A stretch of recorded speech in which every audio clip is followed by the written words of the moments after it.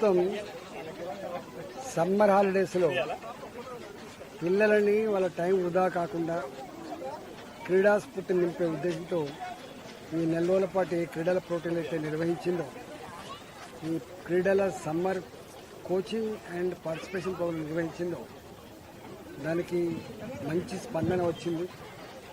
నరేంద్ర మోడీ గారు దేశంలో పిల్లలని యువశక్తిని ఆరోగ్యవంతంగా ఉంచాలి, నిషా భారత్ విముక్తి పేరిట పిల్లల్ని పక్కదారి పట్టకుండా చూడాల్సిన బాధ్యత ఉంది.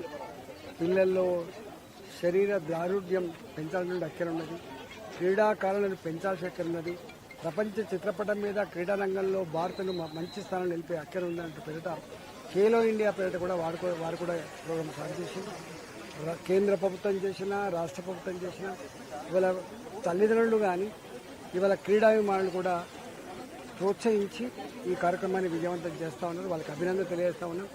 పిల్లలకి చదువు ఇవాళ మార్కుల పట్ల ఎంత శ్రద్ధ చూపుతున్నారో పేరెంట్స్ పిల్లలకి శరీర దారుఢ్యాన్ని అదేవిధంగా క్రీడా స్ఫూర్తి నింపే విషయంలో కూడా ఆ ప్రయారిటీ ఇవ్వాలని చెప్పి తల్లిదండ్రులు కోరుతా ఉన్నాం.